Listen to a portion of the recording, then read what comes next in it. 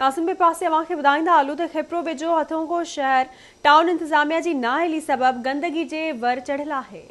तफ़सील ॾेई रहियो आहे असद शाह। खिपरो लॻु नारा काइनाल जे कंधीअ ते क़ाइम अछड़े थर जो गेटवे लेखियो वेंदड़ तारीख़ी शहर हथुंगो इंतज़ामिया जी नाअहली सबब गंदगी जे वर चढ़ी वियो आहे। शहर जे मेन मुख़्तलिफ़ रोडनि घिटिन गलिन तोड़े स्कूलनि जे अॻियां बि गंदगी जा ढेर लॻल आहिनि, जंहिंखे ॾिसी इहो लॻे थो ॼण ही तारीख़ी शहर हाणे लावारस बणिजी चुको आहे। खिपरो तालके जे हिन तारीख़ी शहर हथुंगो खे बजाए टाउन जो दर्जो ॾियण जे अलमियो त इहो आहे जो सियासी मतभेद सबब शहर खे ॿिनि यूसिन में विरायो वियो आहे, जंहिंमें ख़ुदि हथुंगो सिटी यूसी बिलावल में ऐं भरपासे जा ॻोठ वरी यूसी हथुंगो में आंदा विया आहिनि। अहिड़ी हदबंदी जे करे शहर में केतिरी वक़्त खां सफ़ाई न थियण ऐं गंदगी जा ढेर लॻी वञण करे हिकु त शहर खंडरात जो ॾेख ॾेई रहियो आहे, ॿियो त गंदगी सबब मुख़्तलिफ़ बीमारियुनि पिणु कर खंयो आहे। तोड़े जो हिन शहर खे 2 यूसियूं लॻनि थियूं, जिन जी माहवार बजट 5-5 लख रुपया हुअण बावजूद शहरवासी ॿुधाइनि था त सफ़ाई लाइ न त यूसी हथुंगो वारा के जोगा कदम खणनि था, नई यूसी बिलावल वारनि बि शहर मां सफ़ाई कराइण जी कॾहिं ज़हमत कई आहे। 2 हिसनि में शहर हथुंगो तक़सीम कयो वियो आहे, हिकु बिलावल यूसी, ॿियो यूसी हथुंगो।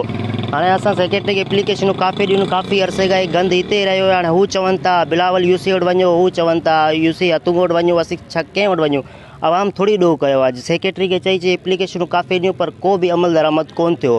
हाणे असीं अपील कयूं था त महिरबानी करे असांखे मतिलबु ही साफ़ कराए ॾिनी वञे। नालियूं हिते गंद कचिरो घटियूं रस्ता सभु गंद मां भरिया पिया आहिनि, नाले गटरनि जो पाणी ॿाहिरि निकिरे पियो, केरु माण्हू हिते चइण वारो कोन आहे। वोटनि लाइ सभु अची वेंदा लंबरवारी सां, वोट असांखे ॾिजो।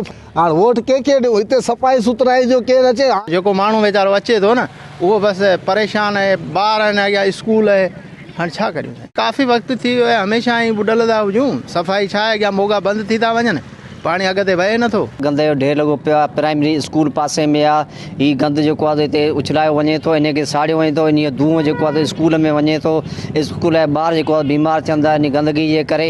इन पासे में हाई स्कूल बि आहे, इन पासे में जेको आहे गंद जो ढेर लॻल आहे। हाणे ज़रूरत इन ॻाल्हि जी आहे त खिपरो जे हिन तारीख़ी शहर हथुंगो खे या त टाउन जो दर्जो ॾिनो वञे या त ॼाणायल यूसिन खे पाबंद करे सफ़ाई कराई वञे, जीअं तारीख़ी शहर जी सूंहं हमेशह बरक़रार रहण सां गॾोगॾु रहवासियुनि मां बेचैनी पिणु ख़तम थी सघे। कैमरामैन सज्जाद शर सां गॾु असद शाह, आवाज़ टीवी न्यूज़, खिपरो।